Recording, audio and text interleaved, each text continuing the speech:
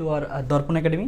তো লাস্ট ভিডিওতে আমরা যে ব্যাপারটা নিয়ে আলোচনা করতেছিলাম সেটা হচ্ছে যে এই যে চ্যাপ্টারটার মোটামুটি আউটলাইনটা নিয়ে, যে পর্যাবৃত্ত গতি চ্যাপ্টার আমরা কী কী নিয়ে আলোচনা করব, পর্যাবৃত্ত গতিটা কী, তারপরে স্পন্দন গতি কী, তারপর হচ্ছে এই যে সরল দোলন গতিটা কী। তো এবং আমরা ছোট একটা কাজও করছিলাম যে সরল দোলন গতি থেকে আমরা একটা বেসিক একটা ইকুয়েশনও দাঁড়া করেছিলাম যে সরল দোলন গতিটা হইতে হলে আমার কী হইতে হয়, যে এই একটা ব্যাপার মেনটেন করতে হয় যে এফ ইজিক্যালস টু মাইনাস কে এক্স। এটা আমরা লাস্ট ভিডিও দেখছি। তো আজকে আমরা যেটা করবো, তো এই সমীকরণটা দেখতে অনেকটা গরিব গরিব মনে হচ্ছে, তো আমরা আসলে এই সমীকরণটা একটু ডিফারেন্সিয়াল ইকুয়েশন দিয়ে লিখবো।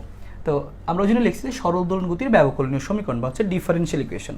তো আজকে আমরা যেটা করবো আসলে যে ওই সরল দোলন গতিটার ডিফারেন্সিয়াল ইকুয়েশনটা কীরকম হয়, তো সেই ব্যাপারটা একটু আলোচনা করা যাক। ঠিক আছে, চলো আমরা শুরু করি তাহলে।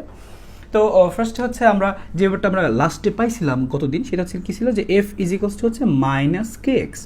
আচ্ছা, এবার বলো তো ভাইয়া যে এই যে এফ মানে বল, এটার পরিবর্তে আমরা কী লিখতে পারি হচ্ছে এফ ইজিক্যালস টু এম এ, আর এদিকে ছিল হচ্ছে মাইনাস কে এক্স।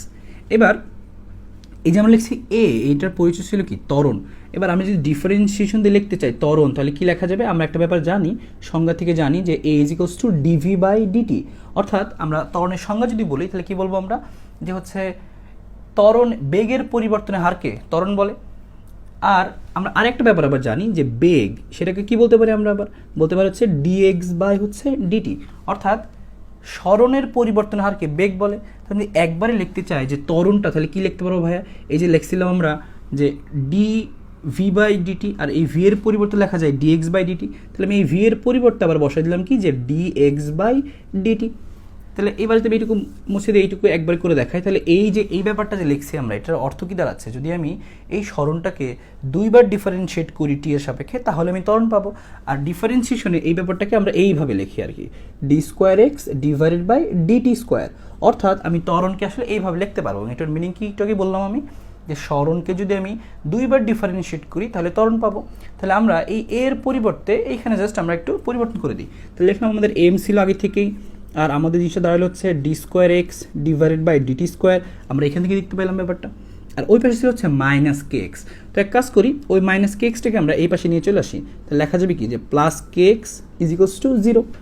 আচ্ছা, উদ্দেশ্য হচ্ছে আমরা এখান থেকে একটা সাধারণ একটা ব্যবকলনীয় সমীকরণ দ্বারা করবো, একটা আদর্শ সমীকরণ নিয়ে আসবো। ওই জন্য যেটা করলাম, যে উভয় পক্ষকে আমরা এম দিয়ে ভাগ করে দিব। এম যদি ভাগ করে দিই, সে দাঁড়াচ্ছে কীরকম, d square x divided by dt square. আর এখানে দাঁড়াচ্ছে হচ্ছে কে বাই এম এক্স। আর এখানে কি দাঁড়াচ্ছে, যে এম যদি শূন্যকে যদি এম দিয়ে ভাগ করে দিই, সে শূন্যই থাকবে। তার মানে আমাদের জিনিসটা দাঁড়াচ্ছে হচ্ছে d square x by dt square plus k by m into x equal 0। এবার এখানে আমরা আরেকটা লাইন লিখবো, যে d square x divided by dt square plus এই যে কে বাই এম লিখছি, যেখানে কে মানে কি ছিল, যে কে মানে ছিল হচ্ছে আমাদের বল ধ্রুবক, এম মানে ছিল কি ভর। এই দুইটা ব্যাপার কিন্তু কনস্ট্যান্ট। এবং একটা ব্যাপার আমরা একটু জেনে রাখবো, যে এই যে আমাদের বল ধ্রুবক ছিল কে বা স্প্রিং ধ্রুবক যে কে, এই কে এর পরিবর্তে আসলে লেখা যায় হচ্ছে এম ওমেগা স্কোয়ার। এটা আমাদের একটু জেনে রাখতে হবে। কে সমান যদি এম ওমেগা স্কোয়ার লেখা যায়, তাহলে ভাইয়া কে বাই এম সমান চাইলে আমি কি লিখতে পারবো, ওমেগা স্কোয়ার লিখতে পারবো। কারণ এইখানে যে আমাদের ব্যাপারটা আছে কে বাই এম, তাহলে এটার পরিবর্তে আমি বসাই দিলাম হচ্ছে ওমেগা স্কোয়ার, আর সাথে ছিল এক্স। সে দাঁড়ালো কীরকম, d square x by dt square plus omega square x is equals to 0। অর্থাৎ এইটা আমাদের কী হলো, সরল দোলন গতির ব্যবকলনীয় সমীকরণ। এবং এই ব্যাপারটা আমরা কী করবো, একটু মনে রাখবো বা মাথায় রাখবো। অর্থাৎ আমি যে জিনিসটাকে প্রকাশ করতেছিলাম এইভাবে, যে F is equals two minus K x, এখন আমি ওই সেম জিনিসটাকে একটু ডিফারেন্সিয়েশন দিয়ে প্রকাশ করলাম, তখন জিনিসটা দাঁড়ালো কীরকম, এরকম, যে d square x divide by dt square plus omega square x equal 0। যেখানে এই এক্স বলতে আমরা কি বোঝাচ্ছি, এক্স বলতে বোঝাচ্ছি হচ্ছে সরণ, আর ওমেগা এইখানকার এই ওমেগা দ্বারা আমরা বুঝবো হচ্ছে কৌণিক কম্পাঙ্ক বা হচ্ছে কৌণিক বেগ। আমরা কিন্তু কম্পাঙ্ক বললে আগে আসলে বুঝতাম এফ বুঝতাম, কিন্তু যদি কখনো বলে কৌণিক কম্পাঙ্ক, এই পুরো চ্যাপ্টার যদি কৌণিক কম্পাঙ্ক বললে কিন্তু আমরা কম্পাঙ্ক ব্যাপারটা ফোকাস না করে কৌণিক কম্পাঙ্ক অর্থাৎ তখন বুঝবো কি ওমেগা। ঠিক আছে না ভাইয়া? তার মানে এই হচ্ছে আমাদের সরল দোলন গতির ব্যবকলনীয় সমীকরণ। তাহলে আমরা এই যে একটু আগে সরল দোলন গতির যে ব্যবকলনীয় সমীকরণটা পাইলাম, সেটা কি ছিল, হচ্ছে d square x divide by dt square plus omega square x equal 0। যেখানে আমরা পরিচয়টা কি বলতেছিলাম, যে এই এক্স মান হচ্ছে সরণ, আর ওমেগা মান হচ্ছে কৌণিক কম্পাঙ্ক বা হচ্ছে কৌণিক বেগ। এই ব্যাপারটা আমাদের একটু মাথায় রাখতে হবে। এবার এইটা থেকে আমাদের কী ধরনের কোশ্চেন পরীক্ষা আসতে পারে। ফর এক্সাম্পল, আমার একটা কোশ্চেন আমি লিখে দিচ্ছি এখানে, বলছে d square x divide by dt square plus 100x equal 0। এবার আমাদের এখান থেকে জিজ্ঞেস করছে যে এটা যদি একটা সরল দোলন গতির সমীকরণ হয়, তাহলে এই সমীকরণ থেকে পর্যায়কালটা বের করো এবং কৌণিক কম্পাঙ্কটা বের করো।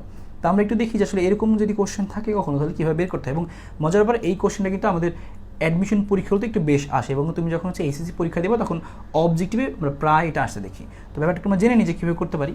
তো দেখো ব্যাপারটা যে এই সমীকরণটা দেখতে কিন্তু ভাই অনেকটা কার মতো, এই যে আমাদের যে সরল দোলন গতি ছিল, সরল দোলন গতি কিন্তু আদর্শ ব্যবকলনীয় সমীকরণের মতো। তাহলে আমরা যেটা করবো, এই সমীকরণটাকে এর সাথে যদি তুলনা করি তাহলে কিন্তু খুব সহজে আমি এই ব্যাপারগুলো বের করে ফেলতে পারি। তো লক্ষ্য করে দেখো, এই d square x by dt square, এখানেও d square x by dt square, এই দুটো সেম সেম, আর এখানে প্লাস দিয়ে 100x, এখানে কত ওমেগা স্কোয়ার এক্স। তাহলে আমি লিখতেই পারি যে প্রশ্ন মতে কী লেখা যাবে, যে এই যে 100x আর ওইখানে ছিল কত আমাদের ওমেগা স্কোয়ার এক্স, এই দুইটা ব্যাপার আসলে কত আসলে ইকুয়াল। তাহলে আমি এবার উভয় পক্ষে এক্স যদি বাদ দিয়ে দিই তাহলে আমাদের ওমেগা স্কোয়ার সমান দাঁড়াচ্ছে কত 100, ওমেগা স্কোয়ার সমান যদি 100 হয় তাহলে আমি ওমেগা সমান লিখতেই পারবো কত 10 আসবে। তার মানে এই যে আমাদের কাছে জিজ্ঞেস করা হয়েছিল যে কৌণিক কম্পাঙ্ক কত, একটু আগেই বলছি যে কৌণিক কম্পাঙ্ক মানে কি ওমেগা, এই যে আমাদের ওমেগাটা বের হয়ে আসলো, আর এই ওমেগাটার একক আসবে হচ্ছে কি যে রেডিয়ান পার সেকেন্ড। আচ্ছা, তো ওমেগাটা বের করে ফেললাম। এবার আমাদের কাছে তারা আরেকটা জিনিস চাইছে, সেটা হচ্ছে কি পর্যায়কাল। তো পর্যায়কালটা কী হবে, তো আমরা প্রিভিয়াস চ্যাপ্টারগুলো থেকে একটা ভাবে একটু জানি, আমি তাও একটু মনে করে দিচ্ছি যে এই যে কৌণিক বেগটা, এই কৌণিক বেগকে আমরা এইভাবে লিখতে পারি যে কৌণিক বেগ সমান হচ্ছে 2π/t, অথবা হচ্ছে কৌণিক বেগ হচ্ছে 2πf, এই ব্যাপারগুলো। অর্থাৎ কৌণিক বেগকে যদি পর্যায়কাল দিয়ে লিখতে চাই এর পরিবর্তে লেখা যাবে 2π/t এবং হচ্ছে 2πf। এইবার আমি এই ওমেগার পরিবর্তে বসাই দিলাম হচ্ছে 2π/t, কারণ আমাদের কাছে জানতে চাওয়া হয়েছে পর্যায়কালটা কত। তাহলে 2π/t সমান হচ্ছে 10, তাহলে টি সমান কী লেখা যায় ভাইয়া, যে 2π/10। আমরা যেটা কী করলাম, যে টিটাকে ওখানে নিলাম আর 10টাকে নিচে নিয়ে আসলাম, তাহলে টি সমান দাঁড়ালো 2π/10। এবার তুমি এইটাকে একটু ক্যালকুলেশন করে দিই, তাহলে আমরা কী পাই যাবো, একটা মান পাই যাবো, এবং এটাকে বলবো কি এত সেকেন্ড, কারণ পর্যায়কাল লেখা হচ্ছে সেকেন্ড।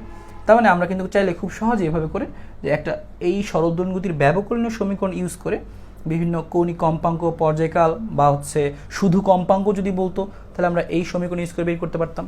তার মানে আমরা চাইলে কিন্তু এই সমীকরণ থেকে বিভিন্ন জিনিসগুলো বের করতে পারি, এবং পরীক্ষায় কিন্তু নর্মালি এই ব্যাপারগুলো পরীক্ষায় একটু আসতে দেখা যায়। এবার এখানে আরেকটা কথা আছে, কথা হচ্ছে কি যে আমি যদি এই সেম কোশ্চেন আমাকে দিত, কিন্তু সাথে সাপোজ কথার কথা এখানে আমাদের 4 দেওয়া আছে, এবার জিজ্ঞেস করলো কি এই সেম জিনিসগুলো বের করো। আমাদের অঙ্ক কিন্তু যদি এইভাবে করে দিতে হয় কিন্তু একটু হবে না, একটু চেঞ্জ করতে হবে। কীরকম ভাইয়া, যে আরেকবার যে আমরা করছিলাম যে সরাসরি লিখছিলাম যে 100x ইকুয়াল কত ওমেগা স্কোয়ার এক্স, এবার কিন্তু আমরা ওই কাজটা করতে পারবো না। কারণ এবার লক্ষ্য করে দেখো যে আমাদের যে আদর্শ সমীকরণ, এই আদর্শ সমীকরণ এখানে কত আছে, সামনে কিছু নাই, মানে 1 আছে, তাহলে এইখানে কিন্তু 1 নাই, কিন্তু 4। তাহলে আমাদের যেটা করতে হবে, এই আদর্শ সমীকরণের মতো আমাকে বানিয়ে নিতে হবে। তার মানে এখানে যা থাকবে আমি সেটা কী করবো, 1 বানিয়ে নিব। তো মোট কথা তুমি সামারিটা শুনে রাখো, তুমি যেটা করবা এখানে যাই থাকবে, 4 থাকুক, 5 থাকুক, 2 থাকুক, সেটাকে আমরা করবো কি, সেইটা দিয়ে আগে পুরো সমীকরণটাকে ভাগ করে দেবো। কেন, কারণ আমার এখানে 1 দরকার, আমি এখানে আছে 4, তাহলে সবাই কিন্তু 4 দিয়ে ভাগ করে দিই। তাহলে লাইনটা তখন দাঁড়াবে কীরকম, যে d square x divided by dt square plus এখানে 100x, তাহলে কত আসবে আমাদের এখানে 25x ইকুয়াল কত 0। এইবার এই সমীকরণটাকে আমরা আদর্শ সমীকরণের সাথে তুলনা করব। যদি তুলনা করি জিনিসটা কীরকম দাঁড়াবে, যেখানে দেখা যাচ্ছে ওমেগা স্কোয়ার এক্স, এখানে কত 25x, তাহলে আমি প্রশ্ন মতে বলতেই পারি যে ওমেগা স্কোয়ার, এই যে ওমেগা স্কোয়ার এক্সের আগে যেটা আছে আর এখানে এক্সের আগে যেটা আছে সেই দুটো কি আসলে ইকুয়াল। তাহলে ওমেগা স্কোয়ার সমান 25, তাহলে ওমেগা সমান কত দাঁড়াবে, দাঁড়াবে হচ্ছে 5। আর একইভাবে যদি আমি এখান থেকে বের করতে হচ্ছে টি বা পর্যায়কালটা, আগের মতোই আমরা লিখতে পারবো কি যে ওমেগার পরিবর্তে লিখবো হচ্ছে 2π/t ইজিকলস টু কত 5।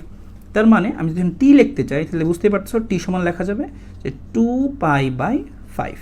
তো এরকম, তার মানে ব্যাপারটা খালি খেয়াল রাখবা, তাইলেই হবে যে যখন আমাদের এইরকম ব্যবকলনীয় সমীকরণ থেকে ম্যাথগুলো দিবে প্রথমেই দেখবো যে এইখানে আমাদের সহগ কত আছে 1 নাকি অন্য কিছু। যদি অন্য কিছু থাকে তাহলে আমরা আগে সেটাকে সবাইকে ওইটা দিয়ে ভাগ করে দেবো এরকম করে, তারপরে আমরা তুলনাটা করব। ঠিক আছে না? আশা করি সবাই এটা বুঝতে পারছো। তো নেক্সট হচ্ছে আমরা সরল দোলন গতির সরণ, বেগ, ত্বরণ এই ব্যাপারটা নিয়ে আলোচনা করব।